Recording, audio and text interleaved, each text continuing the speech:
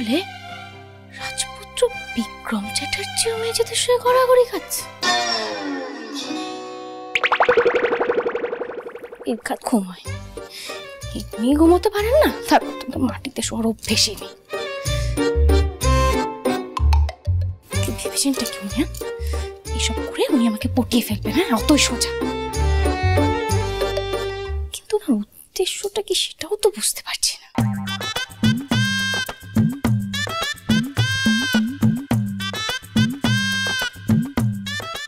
আপনার ব্যাপারটা ঠিক কি বলুন তো ভিকি স্যার? ব্যাপারটা খুবই সিম্পল। 7 দিনের মধ্যে আপনাকে এই বাড়িতে থাকতে রাজি করানোর যে চ্যালেঞ্জটা আমি নিয়েছি, সেই চ্যালেঞ্জটা আমি জিতবই। মিলিয়ে নেবেন। ও কাম্মা, ব্রেকফাস্ট হয়ে গেছে? আর বলিস না ডালিয়া, এই বংশীদারা যে কোথায় গেল না। বংশীদা, ও বংশীদা! আরে আইতাছি আইতাছি। হে বাবা, কাম্মারা এসে যদি ভিকি স্যারকে এই অবস্থায় মাটিতে শুয়ে থাকতে দেখে তাহলে কি ভাববে?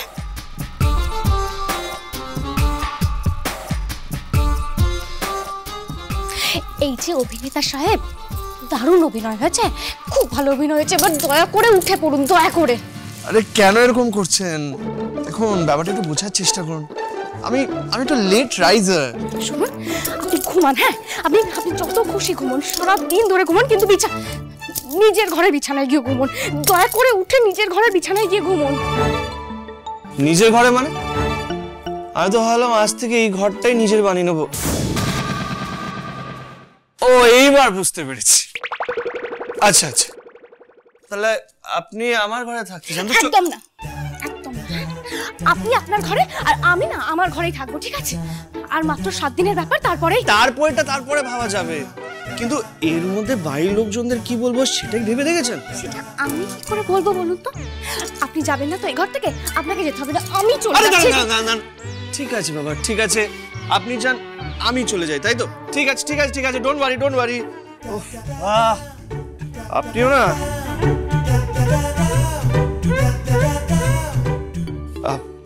আচ্ছা, কিছু মনে না করলে একটা কথা বলবো?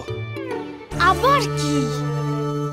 বুঝলাম যে এই যে সকাল সকাল ঘুম ভাঙার পর আপনার রাগি মুখটা দেখতে পারলাম, সিম্পল বাট রাগে লাল, ইনোসেন্ট, সো বিউটিফুল, মন ভরে গেল।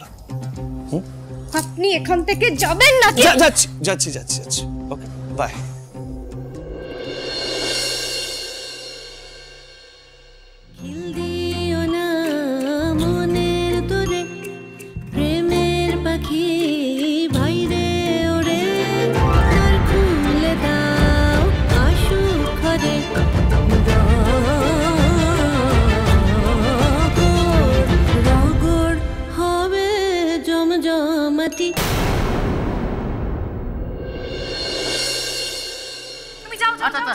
ঠিক আছে।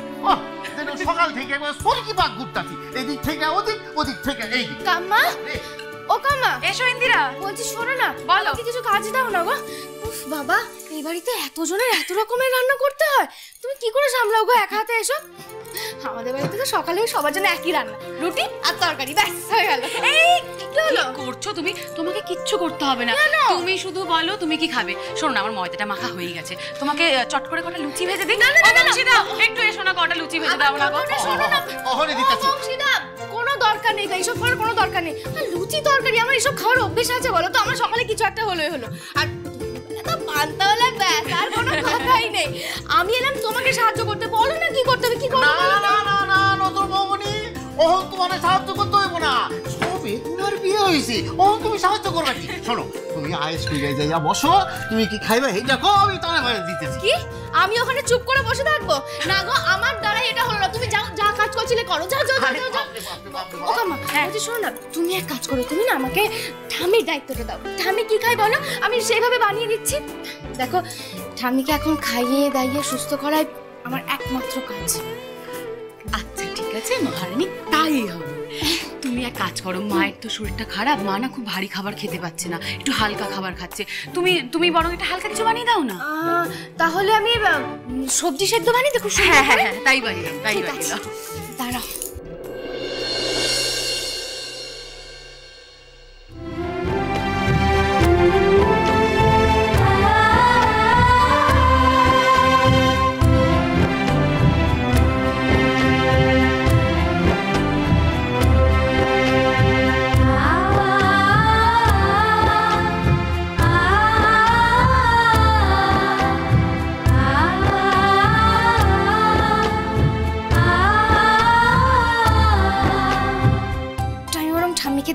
তাড়াতাড়ি এসো, সাবধানে যাও। হ্যাঁ আস্তে। What is this? কি হয়েছে ম্যাডাম? আমি কিরকম কফি খাই সেটা তোমরা জানো না? হ্যাঁ, এটা কফি হয়েছে একটা? ডিসগাস্টিং। না মানে ওই জাস্ট শাট আপ। একদম এক্সকিউজ দেবে না, একদম এক্সকিউজ দেবে না। সব কটা এক একটা ইডিয়েট, ঘর ধাক্কা দিয়ে বার করে দিতে হয়। Just get lost.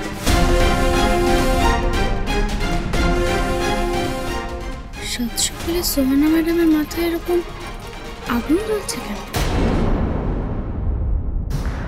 এই পুরো অপারেশনটায় রাজদীপ দাস আপনাকে সমস্ত রকমভাবে হেল্প করেছে।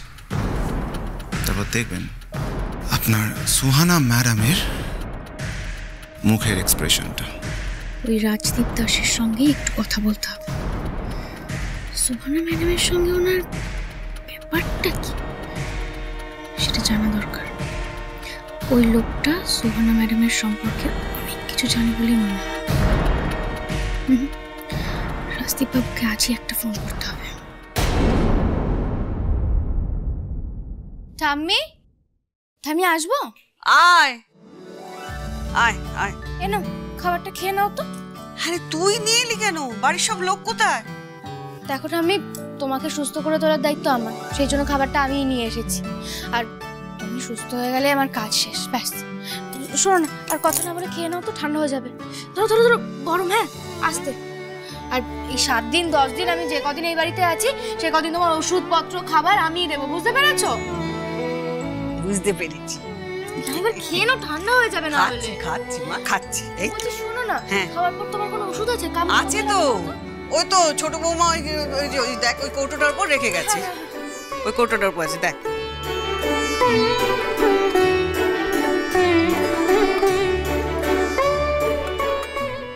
আরে তুই আর স্কুলে যাবি না? স্কুল ছুটি? না না, স্কুল কেন ছুটি হবে? সামনে তোমার ভাষা দিবসের অনুষ্ঠান, 21শে ফেব্রুয়ারি আসছে না? হ্যাঁ রে, ভাষা দিবসে অনুষ্ঠান করবি? না, অনুষ্ঠান তো বরাবরই হয়, শুনেছি ওই আর কি নম নম করে হয়, তা ভেবেছি যে এবার বড় করেই করবো, বুঝলে তো। আর তুমিই বলো ঠাম্মি, ভাষা দিবসে যদি অনুষ্ঠান বড় করে না করি তাহলে বাংলার ছেলে মেয়েদেরকে কি শেখাবো আমরা? ঠিকই তো, ভাষা দিবসে মাতৃভাষাকে যোগ্য সম্মান জানাতে গেলে অনুষ্ঠান তো একটা বড় করে হওয়া উচিত। তাই এবারে কি করবি? ভেবেছি তো অনেক কিছুই, দেখি ভিকি স্যারকে বলে কি বলেন উনি। ওনার সম্মতি ছাড়া তো আর কিছুই হবে না। মুখে ভিকি স্যারের নাম নিলেন আর ভিকি স্যার হাজির।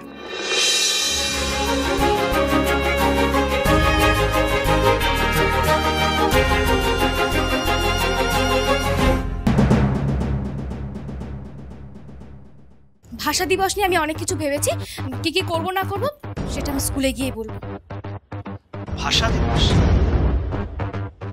এ কি এমন অবাক হয়ে গেলেন যে? বাংলা ভাষা বলেও যে একটা ভাষা আছে সেটা আপনি ভুলে গেছেন নাকি? একটা সুযোগের অপেক্ষায় ছিলাম, আপনি নিজেই সেই সুযোগটা তৈরি করে দিলেন। আপনি ভাষা দিবস করবেন তো, আর এই দিনটাকে আপনার শহীদ দিবস করে দেব।